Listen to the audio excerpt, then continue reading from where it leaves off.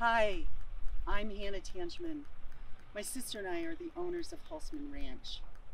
On August 17th, there was a lightning strike over the mountain in Plumas County that struck to the heart of our farm. And for several days, it seemed that it was just a peaceful, quiet fire in the mountain. And then by that Thursday, it was clear that it was a very full-blown, voracious fire that was heading over the diamonds.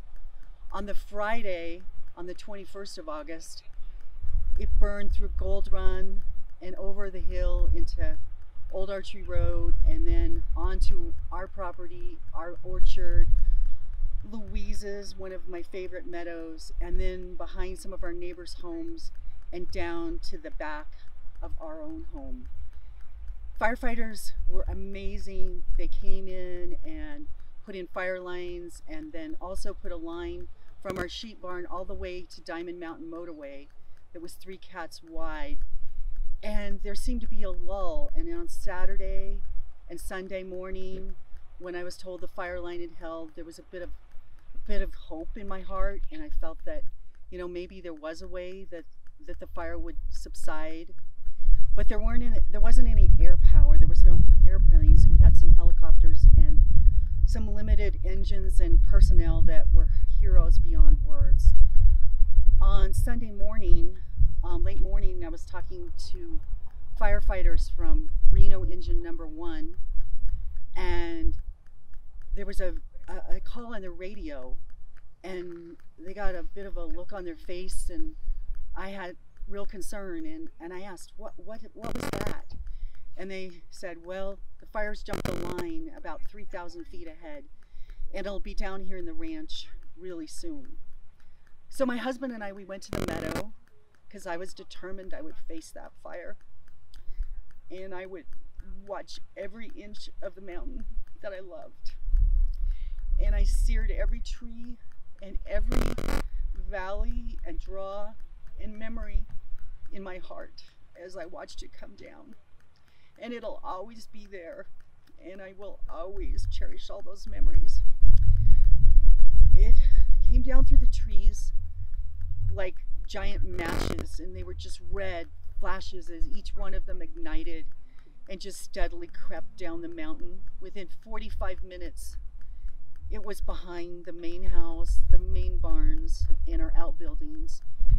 And as that was happening, I watched firefighters and engines and tenders and pickups just flying down Windfield to try and get ahead of it and try and get a foothold around the ranch before it hit us. And I heard chainsaws roaring, and I saw people just standing their ground, and they didn't back down for a second. And the fire was able to move around the main part of the ranch, and then it came this way to where our barn stood. And the trees again were just matches that were beyond giant. And then there was a moment where the fire was sort of resting in the trees, and then some spark came forward and ignited the smaller haystack, and that was engulfed almost completely. And then I saw a firefighter standing on top of the large haystack with a fire hose, and he was trying, before the fire started it, to wet it down. And I was so concerned, and he shouldn't have been there, and I worried about him. And then the bottom part of the stack started, and I couldn't see him anymore. And the fire grew in the stack till all it was a giant rectangle of flames. And I just hoped and prayed that he was safe on the other side. And then the barn almost was a spontaneous combustion event. The barn that was so tall and so strong through so many winters and so many storms and so many wind events, in just one moment was framed with fire on every rafter and every beam and every board and every shingle that was under the aluminum roof. And I watched it as it burned. There was a real silence in my heart. And my husband put his arm around me, and we just watched the barn burn. There were 3 trucks from Plumas Sierra Rural Electric that were sheltering with us in the meadow, and I could see on the faces of all those linemen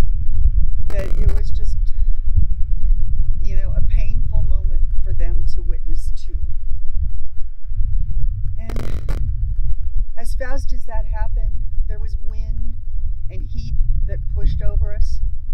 And then there were spot fires that just leapt from the barn and the trees and the upper meadow, and they headed out to the brush where a conservation easement was. And their first couple, they were able to stop while they were small, but the fire was persistent. And larger spot fires started until they were a fire of their own, and went down our fence line, and the fence line that was a beautiful rail fence above the barn, it was like dominoes, and each and every zig and zag flashed red and moved forward toward the brush. And then the fire just kept engulfing the beautiful bitterbush that was over my head, and the pines and the junipers, and heading at a rapid pace over the hill toward Bass Hill and Highway 395. And at that moment I knew it was unstoppable. You know, it already unstoppable here.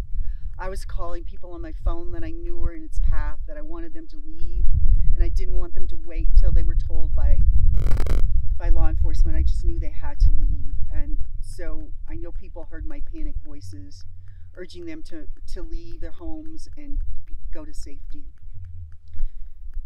So now we're left with a landscape that's really raw and naked in a way I've never seen land before. There's rock outcroppings that I never knew their scope. I never knew the true way that they sort of formed around hillsides and came down in draws. And now we have trees that once were regal that are now just skeletons of just sort of a blackened, I'm hard to finding a word, almost a blackened matchstick that sort of reaches up into the sky.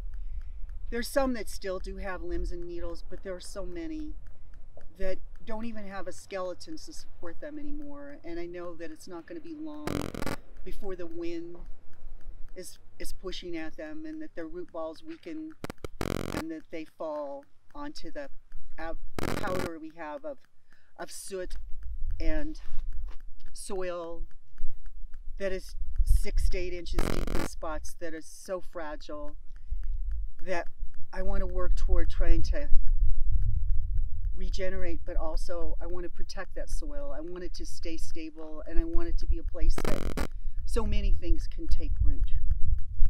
Little seeds of pine that were on the ground on top of the ash.